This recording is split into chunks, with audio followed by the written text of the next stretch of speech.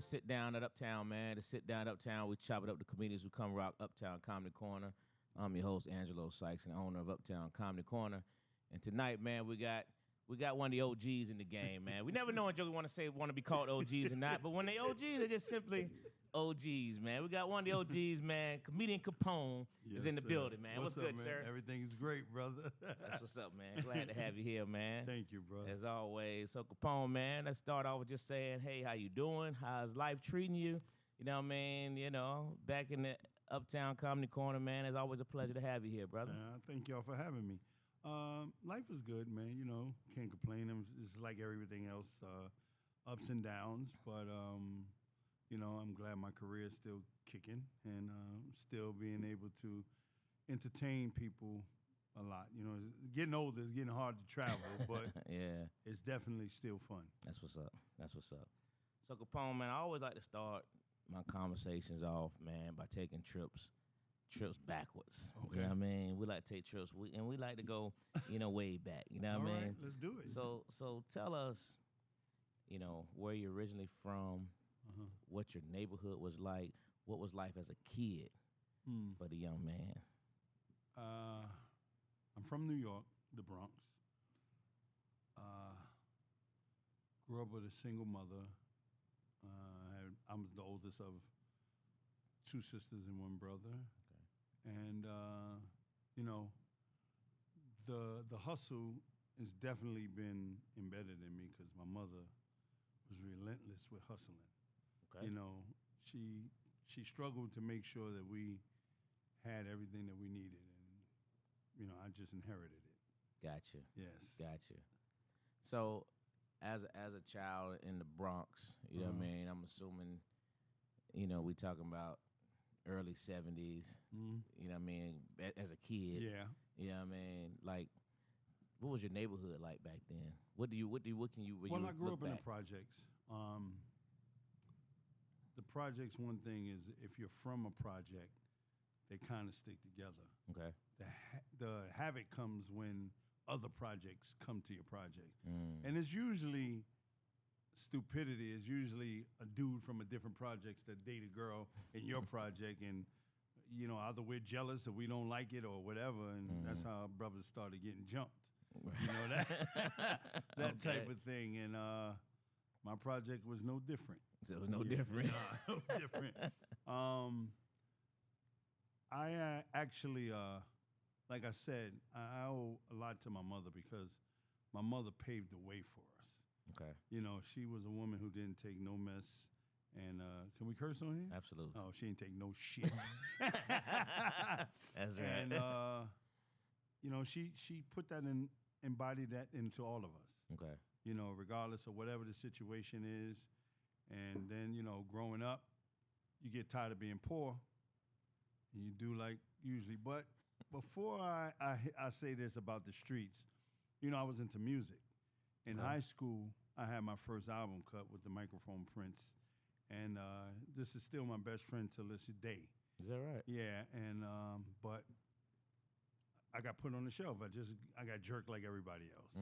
And so it led me to the streets. Okay. So once I got to the streets, I became a big Willie, and I guess that's where the arrogance and the confidence at the same time met. Got you. Yeah, so, Got you. It's, I'm very appreciative for the streets of teaching me what I learned. Okay. And the biggest accomplishment is being able to be alive and get out of the streets. How about that? Yes, that was a big accomplishment. So I hold no punches, and I tell truths. That's what's up. Yeah. What kind of student were you in school? Wow, that's a great question. I was very intelligent. Okay. But I was a very spoiled guy from a young age. My mother had my clothes custom made from when I was 11. Is that right? Yes. I was the first kid in high school with a sheepskin. Yeah, so, my arrogance came from, I had to be a tough kid. Okay. I had to be tough. I had to fight because I was tested. But I didn't talk much. it was all about, I'm not the type of person to say, well, yeah, meet me here or nothing. Whatever's gonna happen is gonna happen right there, and that's how it was. Gotcha. So were you like a lot of comedians, and we're not even gonna get to what led you there yet, but like a lot of comedians, they were class clowns or cut up. So you weren't that guy, not at all. that kind of kid. Not at all. I got discovered by my grandmother because I used to make my family laugh. Okay. And I never was a joke or a person who told jokes out in the street. Gotcha. It was always watch yourself. Being the oldest, I had to watch for my little sisters and stuff like that, because back then, them predators was out heavy. Yeah. And so I guess I was taught to protect them from a very early age. Gotcha. Yeah, I was no clown at all. Gotcha. So back in those days, different from now, although they're still prevalent, but the gang culture was a little bit different than what it is now. Definitely. So were you able to escape that? Were you a part of that? Like, especially being from the Bronx and all? I hung around it. Okay. Never got into a gang. Okay. But I was amazed by him. I was amazed by the unity. The unity back then, it was something that was hard to describe, but the key was that they stuck together. Okay. They wore these jackets, whatever the gang jackets were. Yeah. The only thing that I guess turned me off the most was they all became drug addicts. And I saw that at a young age, and that's something that I never, ever experienced. Wow, interesting. Yeah. Interesting. I mean, the drugs were different then. They used to sniff glue out of the bags. Right. Yeah. So, no, I never had the thought of trying it. Gotcha.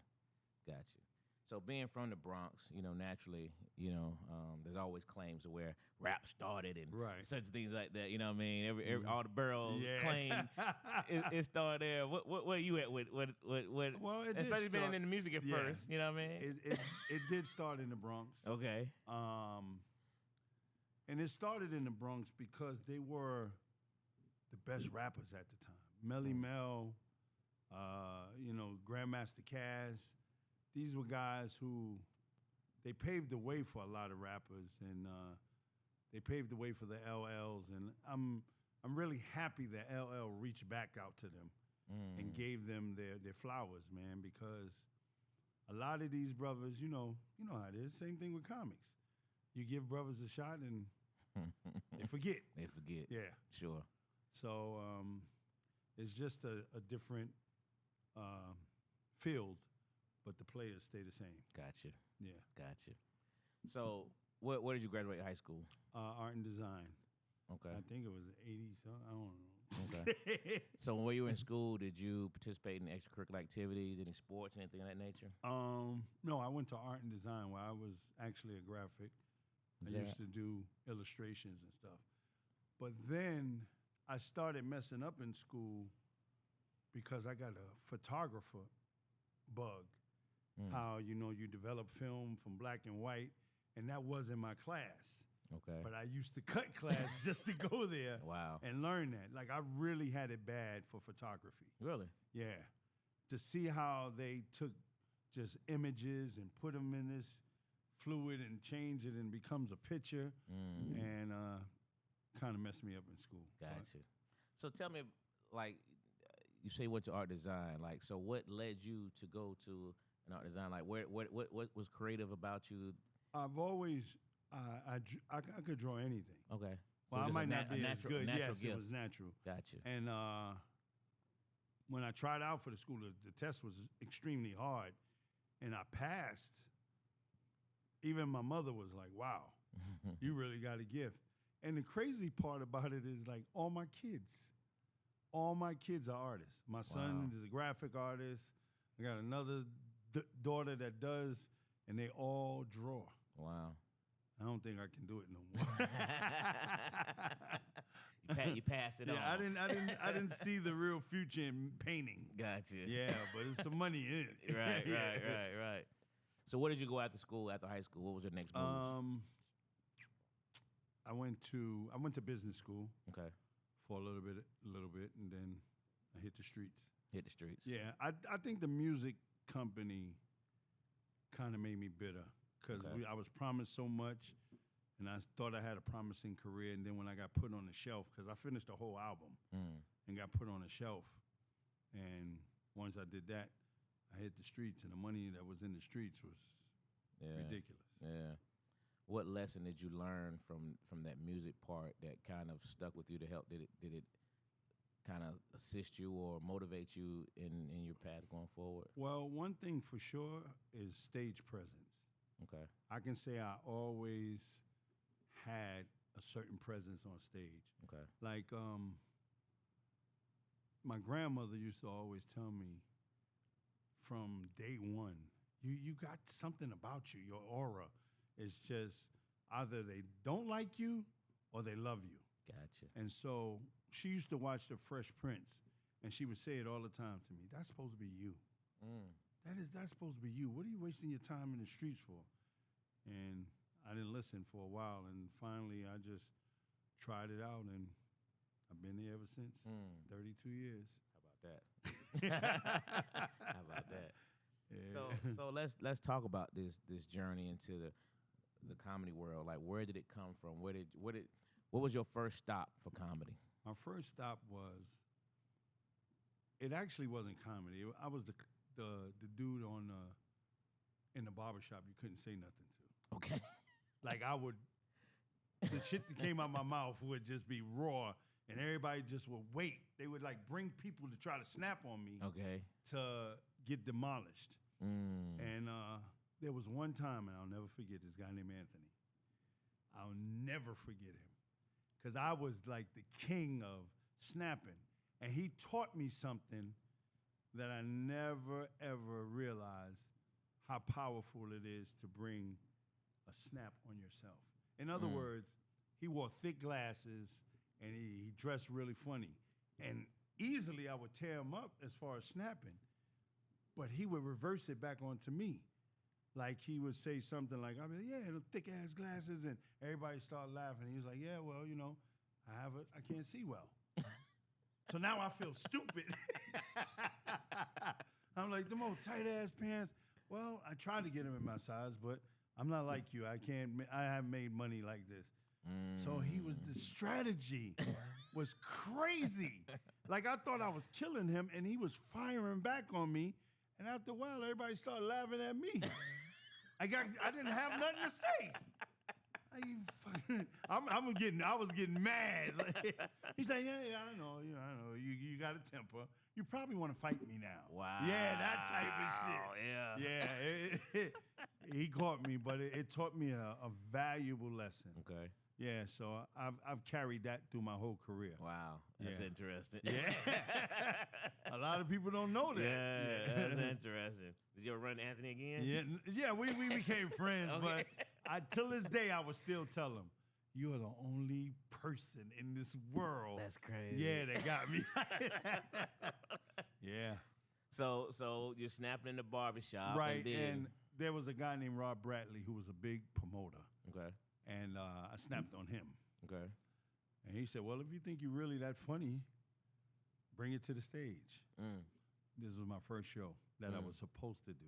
Okay. It was, let's just say, 2 weeks, and I got knocked. I went to jail. Wow. And I watched Def Jam on TV in jail. And I never forget, I told one of the inmates in there, I said, I'm going to be on there one day. And he said, well, he started preaching that, well, you got to believe and all of that. And when I came out, took a little while, but I got it together. And the rest is history with the comedy business. Got you. Yeah. So where did you first go to do your first set of? The first set was at this college thing. Okay. Now here's the crazy part again. I went there confident, sold the whole show out. 700 people. 650 of them were there to see me fail. Because these are the people I snapped on in the project. So, we gonna boo this, man. Yeah. Wow. Yeah, and I wound up doing very well because I studied. I did very well, and even the people who wanted to see me fail came up and said, "Man, you're hilarious." Really? Yeah. So how did you manufacture this show, and how did you put together like a set? Like, is your where did you get that from? Basically, if you really pay attention to my career, I talked about when I first came from jail. Okay. I talked about what it's like to have a woman that don't have your back in jail. Then I talked about growing up now. Then I talked about being successful. I talked about when I got sick. And now I talk about, older stuff that I understand that I didn't understand before. Like my leg, wake up and my leg hurt. And I found a way to make everything funny. So I really took a path of what my life was about to make it structured to be, do comedy. And you did that on your own? Yeah. No one kind of walked you through the process? Nah, never. Wow. Never. Wow. And I can honestly say I never got booed. How about that? And that was... All 650 of them had to appreciate you. Yes, sir. So now you make this event. What's the next step from that point on? Like, where do you take it? All right, so there was this club in the Bronx called Bronx BBQs. Okay. It was famous. It was very hard. Every comedian in the world has come through there, and I was the host. So there was a guy named Sugar Bear who used to host it first. God bless the dead. And they offered. I was the guest comedian that night, and I blew the crowd away. And the owner came to me and said, "Hey, how would you like to host this?" And I said to Sugar Bear, because I'm not a cutthroat guy, I said, "Hey, they looking for a replacement for you. You should, really either step up or, because they asked me." And he went back to them and said, "Yeah, I know Capone came here trying to make an advance." And I was like, wow. Not only did they tell me, they showed me. And so I said, all right, I'll take the club and I'll do it for free. So I did BBQs for like 10 years. I said, I'll do it for free for the first 2 months. Okay. Then give me what I'm worth. And of course, I had a street mentality, so you couldn't come with me. This is when comedians was getting $100 a show. They were paying me $1,000. And that was a lot of money back then for, comics. Sure. And then from there, I did a special guest as a comedian on the Apollo. And 32 years later, I'm still the host. That's wild. Yeah, I'm still the host. That's wild. Yeah, so what was your first TV credit in comedy? I actually was in a movie before TV. My first movie was Beat Street. Is that right? Yeah. Wow. Yeah, Beat Street. That's when I was a rapper back in. Go back and watch Beat Street again. Beat paying attention because it's like, wow. It's quick.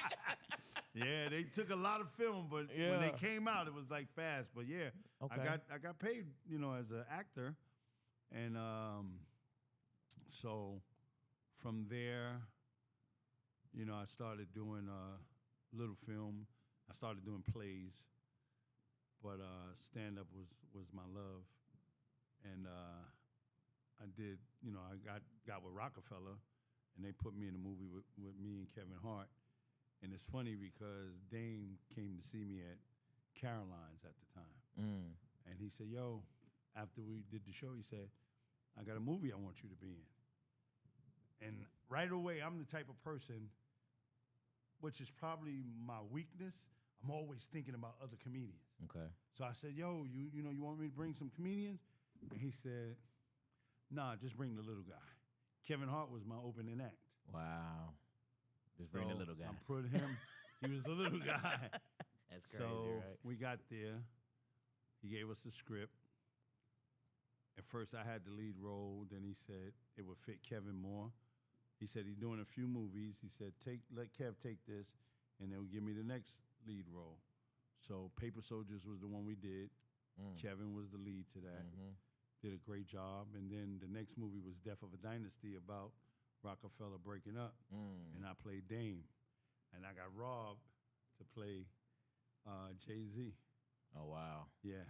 Wow. So it was great, but we didn't think that it was that much truth to it. Because they wound up breaking up for real. Right. Yeah. That's crazy, right? Yeah, so I made a couple of other films. I actually wrote a couple of films, but I just didn't put them out. You know, I started. I was hating on the YouTube. I mean, you know, the internet guys. Then I wind up getting on a show that was a internet show, and it was an incredible show. 124. And I really had a good time doing it, but Gotcha. they cut it. Gotcha. So what about from a straight up comedy standpoint? What was your first time on TV for stand up? First time I did.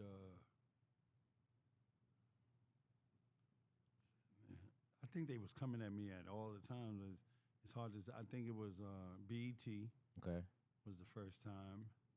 And then I did some other 2 joints in LA that they circulated. And then I did Def Jam twice. And from there, it was more TV offers to me, but Okay. I'm going to be honest with you, it wasn't paying much. Yeah. So the comedy was paying more, so there was quite a few that I turned down. Gotcha. So even like now, just revamping myself. You know, I don't want to put no fault on the agent, but I should have been getting way more work than I was getting, and I realized that when you're hot, everybody loves you. When you go through some kind of test or you're not as hot, they kind of not feeling you, and you know it. So it's so funny that. This was the last show that I had booked with my agent, and they pretty much told me.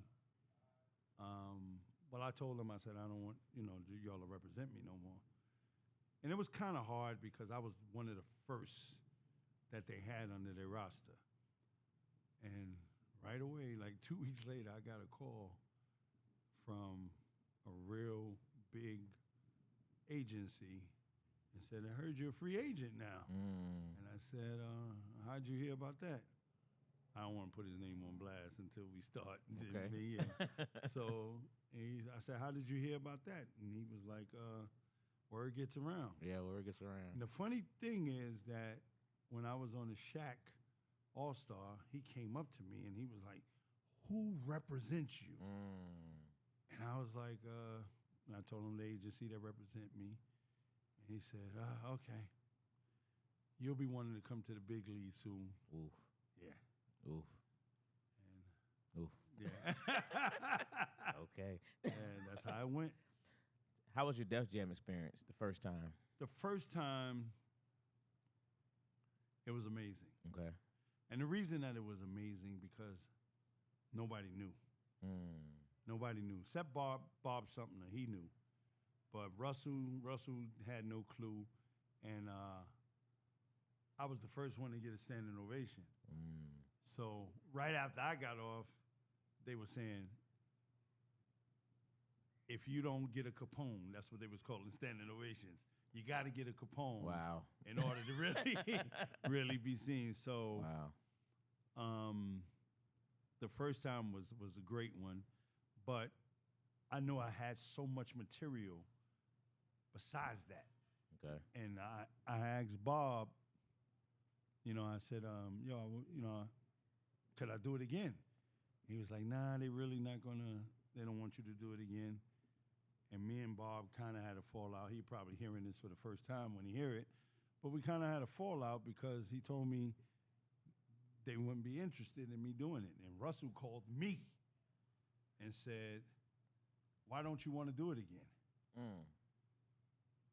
And that threw me for a minute.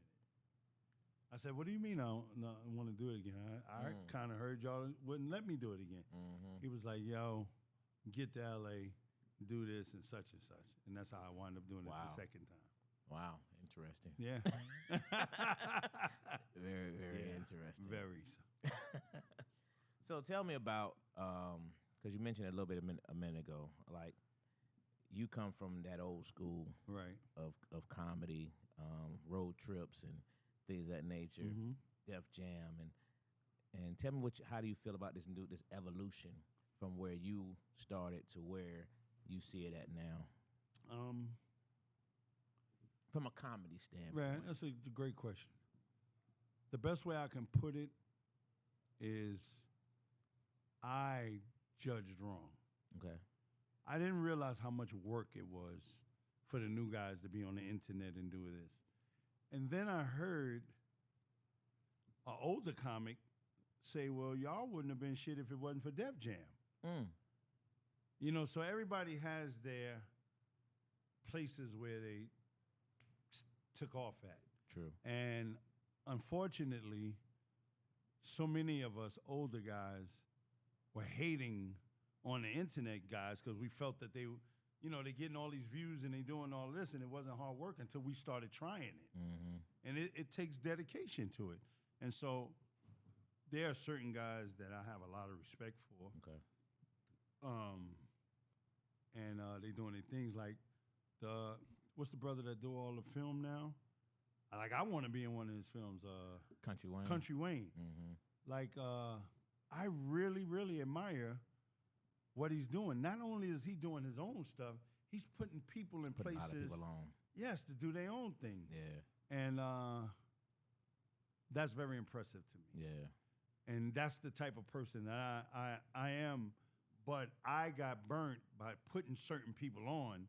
They get a little bit, and then they think they made it. As you notice, the same guy that's with me, he's been with me for the last shows I've been here with, because he gets it. You know, he's not arrogant. He's not a person that gets too big for it. He knows his place, and he does his thing, and that's great. He's funny. It's interesting you say that because, I've been in this business for a long time. Right. And different conversations I had with a lot of comedians, a lot of them in my conversations tell me how you put them on of the stuff that, that Right. stuff that you did. Whether they ever give you that proper respect directly, I hear it all the time. Right. Of the number of comedians that Capone put on back Right. in the day. You know what I mean? So, but from hearing you, it's like you do see where a lot of them didn't really give back when they had opportunities. Right. It's just, well, I can't say give back because they couldn't offer me anything. I was always doing my thing. Okay. But Respect. the thing was, when you get a certain whatever, and then you start to backlash and talk shit that you don't need to talk about. Gotcha. My price is my price. If I get you on a show, whatever you give a comedian that's in your club is what I give them to offer. That's the offer. Don't look at what I'm getting. Right. That's where the problem comes in at. Gotcha. You understand what I'm saying? Absolutely. So a lot of times comedians get a certain way and they think that they should be getting what I get. And they haven't even put the work in. So therefore, that's where it starts. Oh, Capone is using you and this and that. So I don't want to deal with that. Gotcha. Yeah. Gotcha. Did that kind of disrupt like the Kings tour? No, the affiliation? Kings have been good, but the thing is that I guess the best way to put it is that we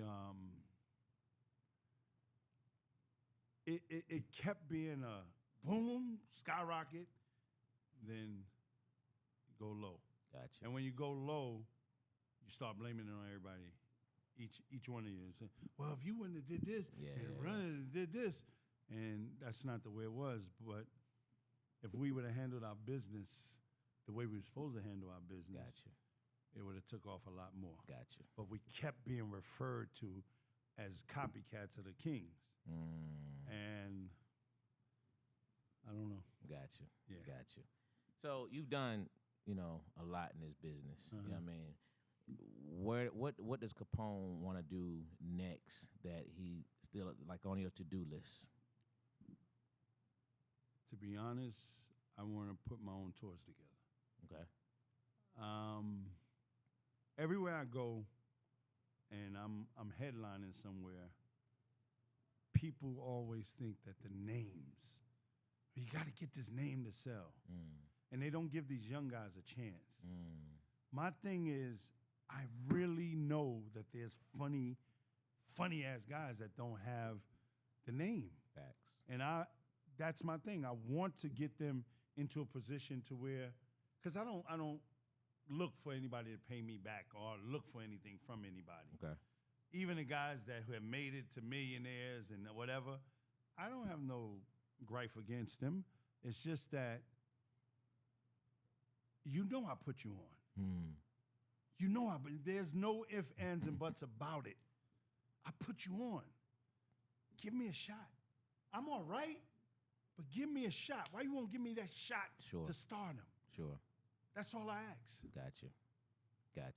Respect. Yeah. Respect. No doubt about it. I mean, so, you know, when you take things like that, and, you know, where you want to continue to do, I mean, I think that's a phenomenal thing because that's what we should do. You're right. You know what I mean? You're That's right. what we should do. So tell me, Capone, because you've been around throughout all the different venues and looks and people, you know what I mean? Tell me a little bit about your Uptown experience from when you first came to Uptown. Was probably when y'all were back in the Peachtree Road days, Yeah. you know what I mean? Till now. What's your Uptown experiences? It's a great, sad one. Okay. The sad part is Wanda. Wanda called me up, and I'll never forget it. I'm trying to hold it in. And she called me, and she said, hey, man, you're pretty funny. She said, my boss want to bring you out to Uptown. And I said, oh, I'm pretty funny. Like I was, you know, my mouth was real slick. Right. And she said, yeah, well, they want to bring you to Uptown. I said, well, what's the money like? Because I was making the money now. Sure. So she said, you're a little cocky. I said, I'm not trying to be cocky. I'm confident. Why would you take it as being cocky? I said, you're a black woman. I talk to the white people just the same way as I'm talking to you. And she said, you know what? I like you. She said, I want to get you down here to Atlanta, and we're going to see what you can do. She was the first one to bring me down, and they haven't stopped booking me. And, you know, the road was never really rocky, but once I got to know the business part about it, Okay. it became a little. I felt like I was being used, and I Okay. know that you and Gary had a partnership or whatever y'all had back then, and I felt like I was being pulled. I felt like because I had oh, it's funny, I had a conversation with Gary, and he told me, he said, you should, he said, you should get a house out here, man, and, you know, try to do how you do New York. I said, I can't be out here, there's too many faggots.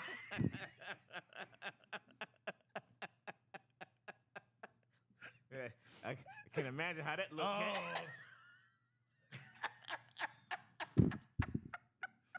Yeah. You didn't know. Yeah, I didn't know. I didn't know it. He was like, that'll stop you? I was, hey, Hilarious. So once I found out he was gay, we became great friends. All right. when you took over the club, I didn't know what the dynamics were. Sure. I think me and you had a fallout because I was supposed to be there, or I don't know what happened. The fallout. I know it had something to do with the agency where It was a cancellation. Is what happened. But was it me? Yeah, it was on your end. It was a cancellation Okay. to go over there, and I was like, wow. You know, it's funny because I probably got blamed for it, but I didn't make those decisions. So that's Interesting. yeah. And I remember when you opened the other club, and I was like, "Hey, what's up?" Yeah. Yeah, nigga. Hey, how you doing? But you know, that's life lessons, Hilarious. man. But I didn't. I keep it 100, man. Hey, that's real. Yes.